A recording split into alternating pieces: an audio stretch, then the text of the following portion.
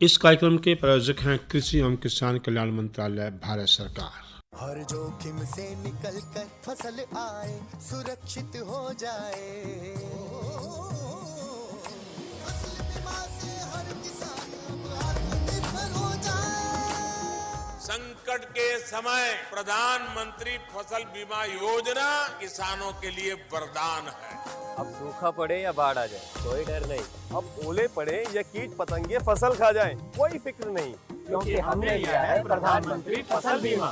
बुआई से फसल कटाई तक हर जोखिम का दावा, न्यूनतम प्रीमियम पर अधिकतम भुगतान का वादा। योजना से हर साल जुड़ रहे हैं 5 करोड़ से ज्यादा किसान। अब आपकी है बारी। नजदीकी कृषि कार्यालय, सहकारी समिति, बैंक शाखा, अधिकृत बीमा कंपनी या जन सेवा केंद्र में स्वेच्छा से करा सकते हैं पंजीकरण। फसल बीमा पोर्टल या फसल बीमा ऐप द्वारा भी कराया जा सकता है पंजीकरण। प्रधानमंत्री फसल बीमा योजना, आपकी फसलों का संपूर्ण सुरक्षा कवच। कृषि एवं किसान कल्याण मंत्रालय, भारत सरकार।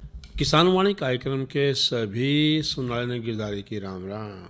साथियों, कार्यक्रम किसान वाणी आपका अपना कार्यक्रम, जिसके माध्यम से हमारा प्रयास है कि आप तक समय के हिसाब से वो सब जानकारी पहुंचा दें जो जरूरी है। मानने कि हमारे किसान साथी जो है बहुत अनुभवी हैं, वर्षों से खेती कर रहे हैं, परंपरागत खेती कर रहे हैं, पीढ़ी दर पीढ़ी खेती कर रहे हैं, उनको अनुभव भी है। लेकिन हमारा फर्ज है कि जो जो नए परिवर्तन समय के हिसाब से आए हैं, चाहे खाद देने का तरीका हो, चाहे पानी देने का तरीका हो, चाहे किस्म हो, चाहे बीज की मात्रा हो, चाहे बीज का उपचार हो, या कोई और सुविधा जो विभाग द्वारा आप तक पहुंचानी है, उन सब की जानकारी हम आप तक पहुंचाते रहें। तो आज की इस कड़ी में हम लेके आए हैं कि जो पत्तेदार सब्जी है उसकी बिजाई व अन्य देखभाल, और बातचीत कर रहे हैं डॉक्टर सीबी सिंह, जो पूर्व वरिष्ठ वैज्ञानिक है, सब्जी विशेषज्ञ हैं। तो सुनते हैं उनसे ये बातचीत। आज हम बातचीत कर रहे हैं डॉक्टर सीबी सिंह जी से। आप वरिष्ठ वैज्ञानिक हैं। डॉक्टर साहब, आपका कार्यक्रम में स्वागत है। धन्यवाद। डॉक्टर साहब, आज हम आपसे जो जानकारी लेना चाह रहे हैं वो है कि पत्तेदार सब्जियों की काश्त के बारे में, कि कौन कौन सी जो सब्जियां हैं इस वक्त पत्तेदार सब्जियां, जिनको कि हम खेतों में लगा सकते हैं, इसके बारे में जानकारी दो डॉक्टर साहब। हाँ, बड़ा अच्छा सवाल किया आपने। आजकल वैसे तो सब्जियां, पत्तेदार सब्जियां के अमूमन सभी कुछ न कुछ सब्जियां लगती रहती हैं, और इसके लिए कोई जो हमारी शरदकालीन की सब्जियां हैं वो सितंबर और अगस्त से शुरू हो जाती हैं, तो लिटिल बिट लेट है, कोई ऐसी बात नहीं। लेकिन सब्जी लगा करके अपने खाने के लिए और मार्केट में अच्छी पैदावार लेने के लिए पत्तेदार सब्जियों की खेती की जा सकती है। जैसे हम पहले लेते हैं धनिया। धनिया उम्मीद देखते हैं कि मार्केट में हमेशा आपको बरोमास मिलती है। इसमें थोड़ा सा ध्यान रखने की कौन सी किस्में इन दिनों लगाई जाए, और धनिया किस्में लगाई जाए जो कि पत्तेदार सब्जियां और मसाले के लिए उपयोग हो सके। इसके लिए हरियाणा, चौधरी चरण सिंह हरियाणा एग्रीकल्चर यूनिवर्सिटी की निकाली हुई किस्म है हिसार आनंद। ये काफी अच्छी किस्म है, हमारे हरियाणा के लिए काफी उपयुक्त है, इसे भी किसान लगा सकते हैं। एक नॉन और सिलेक्शन है के नाम से जानी जाती है, ये भी हमारे हरियाणा की किस्म है, और इसको भी किसान अपने लगा सकते हैं पत्तेदार के लिए, और मसाले वाली सब्जियों के लिए भी, मसाले के लिए, दाने के लिए भी कर सकते हैं जी। ये हमारी, और दूसरी और हमारी एक है पंत नगर की पंत यूनिवर्सिटी, गोविंद पंत यूनिवर्सिटी की निकाली हुई है, वो पंत हरितिमा। ये भी काफी अच्छी किस्म है धनिया की, इसको भी किसान लगा सकते हैं। और हमारे पंजाब की एक किस्म है जो हमारे पड़ोसी राज्य से, वो पंजाब यूनिवर्सिटी की निकाली हुई है, पंजाब कटनी। इसकी कई कटाई की जा सकती है, तो ये भी काफी पॉपुलर है, ये किस्में लगा सकते हैं। ये रही पत्तेदार धनिया की। अब हम आते हैं मेथी की। मेथी की बिजाई कर सकते हैं किसान। इसकी हमारी भारतीय अनुसंधान संस्थान की निकाली हुई किस्म है, काफी अच्छी किस्म है। उसे कहते हैं Pusa early bunching, Pusa early bunching जी। दूसरी किस्म है कसूरी मेथी।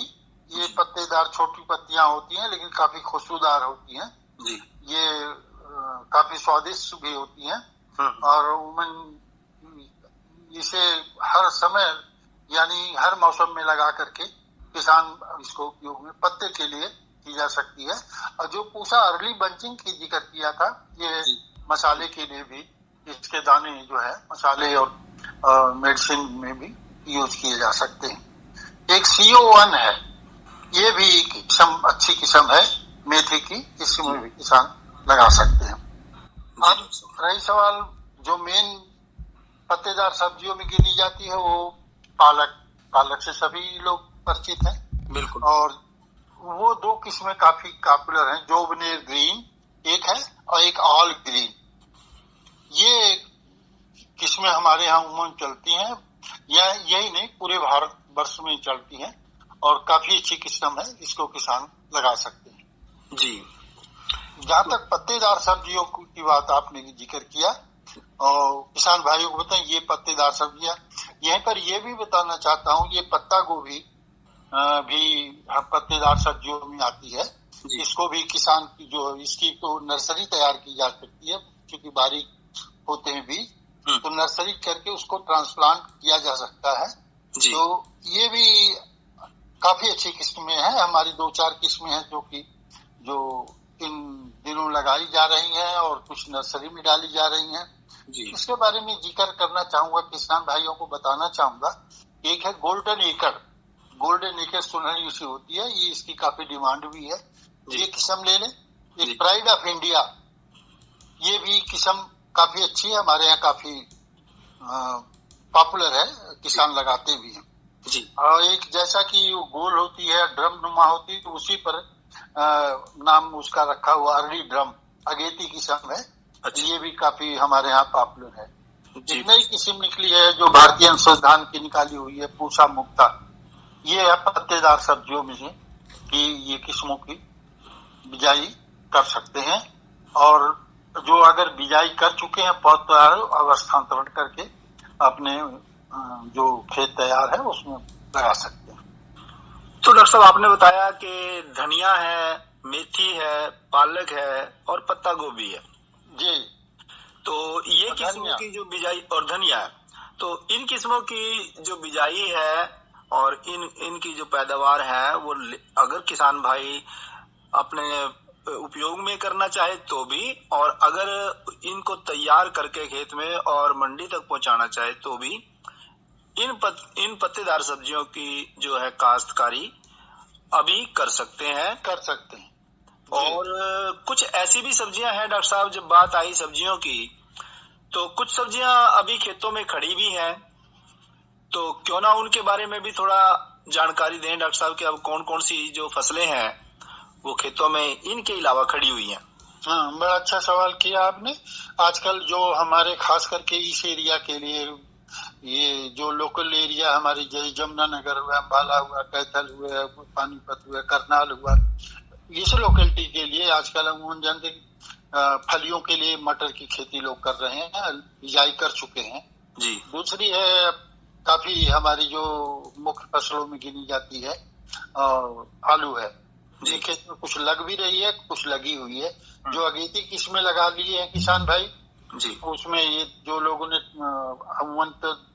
आलू में जो खाद की मात्रा है वो बिजाई के समय की हमारी सिफारिश के उसी समय नाइट्रोजन और फास्फोरस पोटास की मात्रा डाल के बिजाई करें।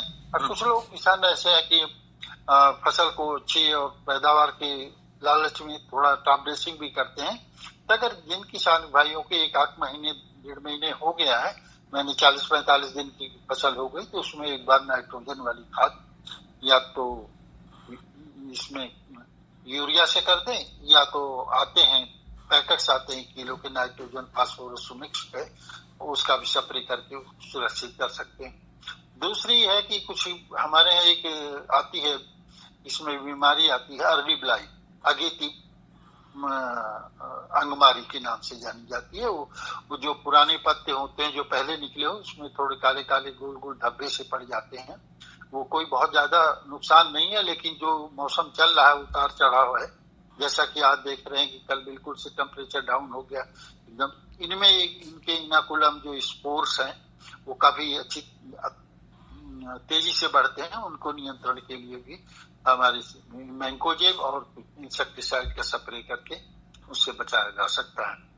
मटर की बात है, मटर में जैसा कि पीस प्लांटर से जिन किसानों भाइयों ने लगाया है उसमें थोड़ा सा अगर पानी की जरूरत है, आज तो मौसम में ठीक बरसात हुई है, अगर सूखा सा महसूस हो तो उसे नालियों में पानी दे दें। ये ध्यान रखें कि पौधे के टच में न, जड़ बेशक चल जाए लेकिन पौधा न डूबे, तो इसमें थोड़ा सा यह ध्यान रखने है कि हल्की सिंचाई कर सकते हैं।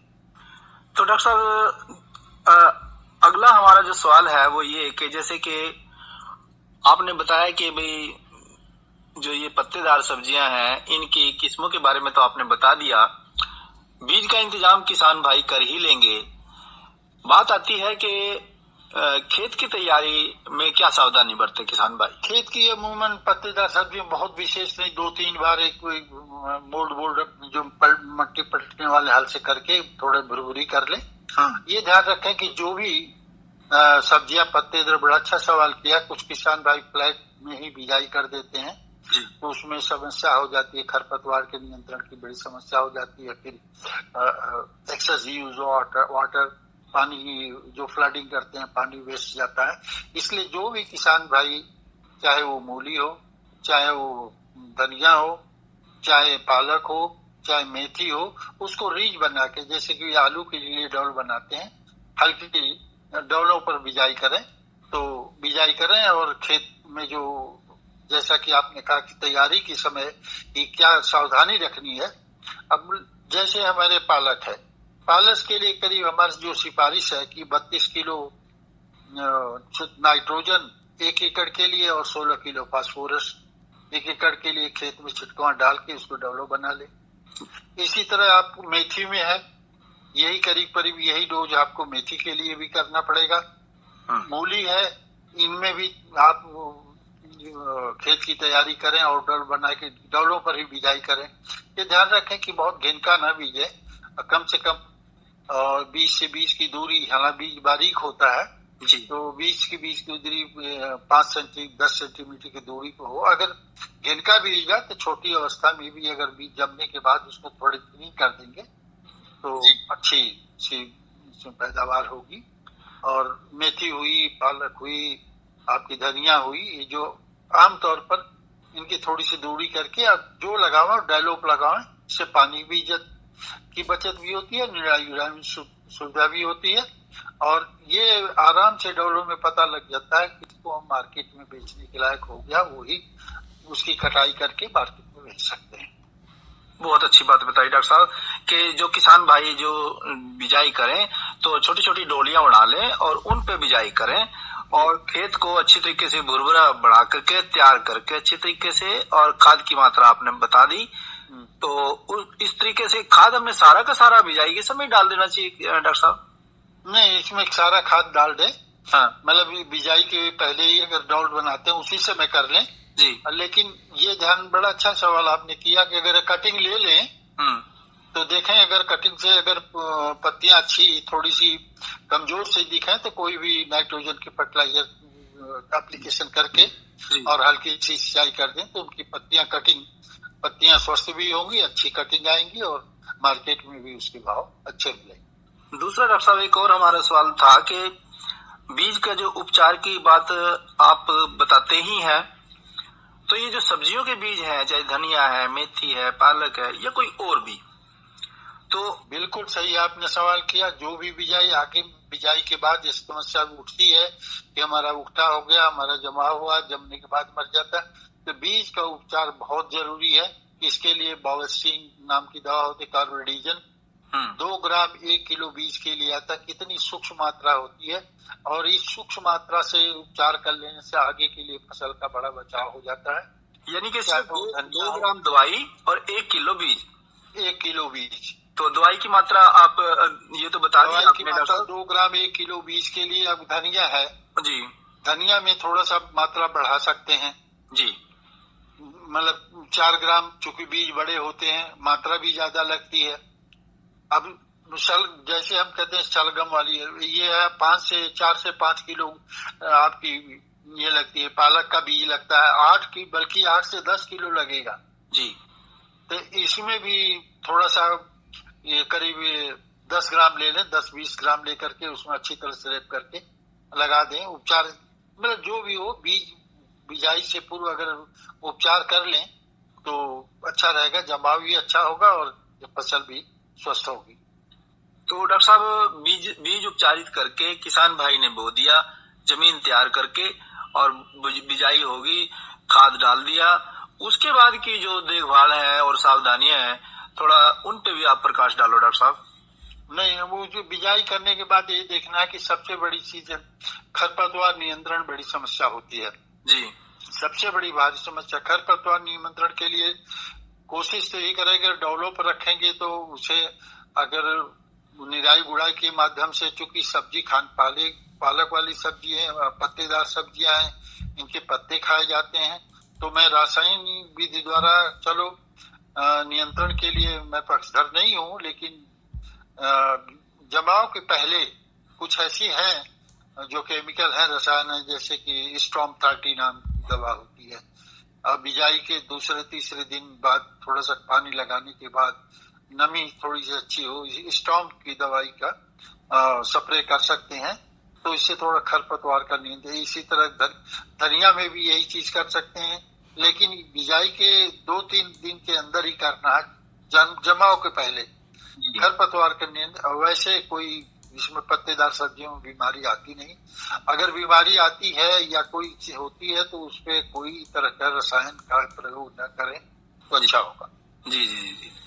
तो डॉक्टर साहब खरपतवार नियंत्रण से अब आगे बढ़ते हैं कि फिर आगे बात आती है कि सिंचाई कब करें और कितनी कितनी करें। हाँ, सिंचाई जहाँ तक पत्तेदार है कि इनमें नमी मॉइस्चर बनी रहनी चाहिए, क्योंकि पत्ते कटिंग लेनी पड़ती है, हर कटिंग के बाद सिंचाई एक हल्की कर देनी होती है। जी जी। जब भी कटिंग लें इसके बाद वो सिंचाई कर दें। वैसी कोई नहीं हार्ड एंड फास्ट रूल नहीं है कि हम थोड़ा मौसम को देखते हुए अगर खेत में नमी है तो कोई बात नहीं, अगर नमी नहीं है तो नालियों में पानी दे दें, हल्की सी सिंचाई करते रहें। अगर नमी बनी रहेगी तभी पौधे स्वस्थ और निरोग चलेंगे और पैदावार अच्छी हो। हाँ, यानी कि सिंचाई जो है वो इस ढंग से किसान भाई खुद फैसला करें कि भाई हमें फसल को पानी कब देना चाहिए और कितना देना चाहिए, लेकिन ये जरूर है कि ना तो फसल में पानी ज्यादा खड़ा रखना है और ना ही पानी की कमी रखनी है। जी हाँ। तो डॉक्टर साहब आपने बड़े अच्छे तरीके से और बड़े विस्तार से सब्जियों की काश्त के बारे में जानकारी दी। उम्मीद है कि किसान भाई आपसे मिली जानकारी से फायदा उठा करके और खेतों में इस जानकारी को लागू करेंगे और बहुत अच्छा मुनाफा कमाएंगे, ऐसी हमने उम्मीद है। आपने वहां से बातचीत की, इस सब जानकारी के लिए आपका बहुत बहुत धन्यवाद। धन्यवाद। तो ये तो थी बातचीत डॉक्टर सीवी सिंह से कि किस तरह से जो पत्तेदार सब्जी हैं उनकी बिजाई हम कर सकें, किन किन बातों का हम ख्याल रख सकें। ये बतावा कल के कार्यक्रम के बारे में। तो कल का जो हमारा कार्यक्रम का विषय रहेगा उसमें रहेगा नींबू वर्गीय बागों की देखभाल और मत्स्य संपदा योजना। जितोर तक बात है कल के मौसम की है तो मौसम 10 डिग्री सेल्सियस से 21 डिग्री सेल्सियस रहने की उम्मीद है, मौसम साफ रहने की उम्मीद है। लक्ष्मी जल्दी आ। आई, रसोई में थी। कोई खास बात है क्या? क्या हो गया? मुंह मीठा कर, मिठाई खा। किस खुशी में? क्या हो गया बताओ ना। अरे सुनेगी तो तू भी खुश हो उठेगी। तो बताओ ना जल्दी। अरे वो हमारी टमाटर की पूरी फसल बिक गई और वो भी अच्छे दामों पर, बयाना भी मिल गया। मुझे मूर्ख समझे हो क्या? अभी तो फसल बोई भी नहीं और बिक भी गई। बना रहे हो मुझे? ना ना, अरे बनाने वाली कोई बात नहीं है, सच्ची। अरे वो टमाटर से सॉस केचप बनाने वाली कंपनी है ना, उन्होंने करार कर लिया है। अभी समझौते पर दस्तखत करके आ रहा हूँ। इसका मतलब क्या हुआ? तू बैठ यहीं, सब समझाता हूँ। भारत सरकार किसानों के कल्याण और सन 2022 तक उनकी आमदनी दुगनी करने के लिए कृत संकल्प है।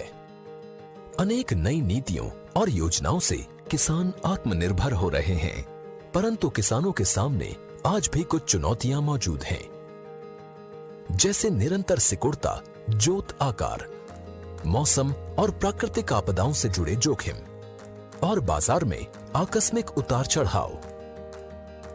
कोविड-19 वैश्विक महामारी ने इन चुनौतियों को और भी गहरा कर दिया है। भारत सरकार ने तुरंत प्रभाव से कृषक सशक्तिकरण और संरक्षण कीमत आश्वासन और कृषि सेवा पर करार अध्यादेश 2020 लागू किया, जो अब एक अधिनियम का रूप ले चुका है। अब किसान के पास अनेक विकल्प है।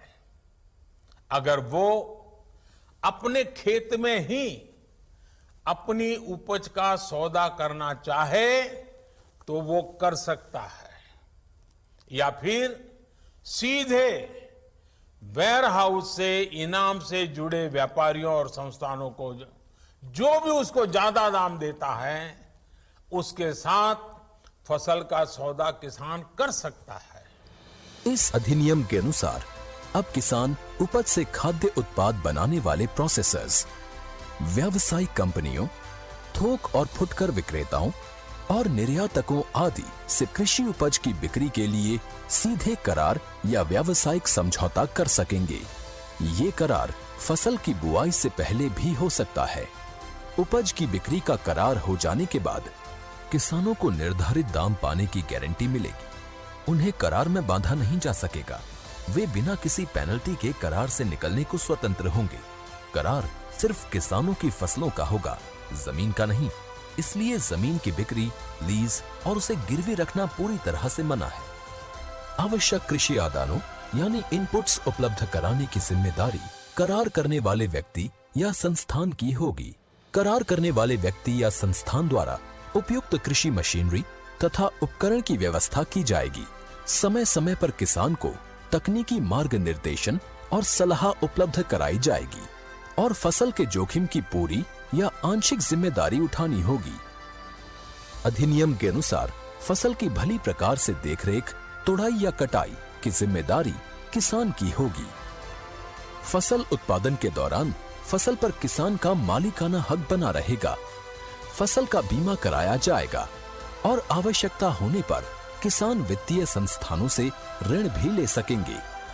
इस अधिनियम से कृषि उपज की गुणवत्ता में सुधार होगा, जिससे उत्पाद भी उन्नत स्तर के बनाए जा सकेंगे, जो विश्व बाजार के मानकों पर खरे उतरेंगे। एक सप्लाई चेन विकसित होगी, जो भारतीय कृषि और किसानों की विश्व बाजार में पैठ बनाने में सहायक होगी। बड़े कॉरपोरेट के साथ मिलकर कई राज्यों के किसान सफलतापूर्वक गन्ने, कपास, चाय, कॉफी जैसे उत्पाद प्रोड्यूस कर रहे हैं।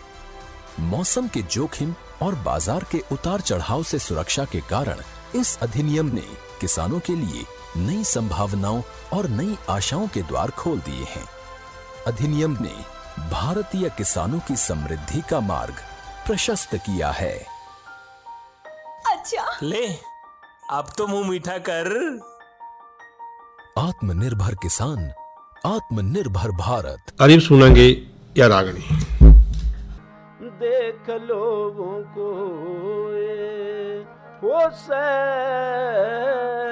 कर्मा की गति न्यारी। देख लोगों को हो से कर्मा की गति न्यारी। देख लोगों को हो से कर्मा की गति न्यारी। देख लोगों को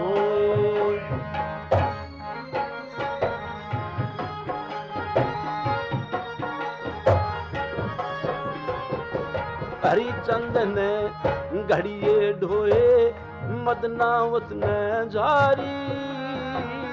हरिचंद ने घड़िए ढोए मदनावत ने झारी। ठोकर लगी घड़ा फूट गया लाते कमर में उसके काले न मारी। देख लोगों को से माँ की गत न्यारी। देख लोगों को माँ की गत न्यारी। देख लोगों को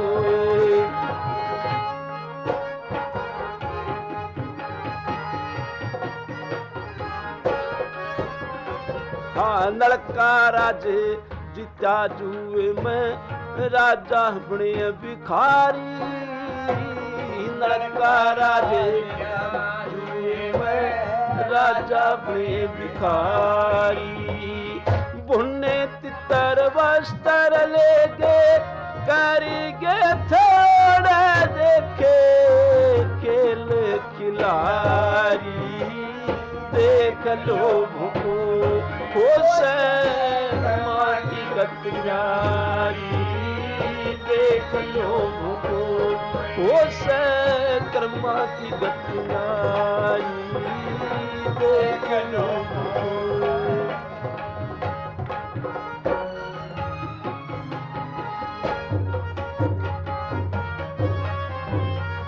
रामचंद्र ने मिलाद सुनता संग में सीता नारी रामचंद्र ने मिलाद सुनता संग में सीता नारी त्रिया कारण कुट में खपाया पहुंच गए थे और गिरवर धारी देख लोगों को होश कर्मा की गतियारी देख लोगों को होश कर्मा की गतियारी देख लोगों को।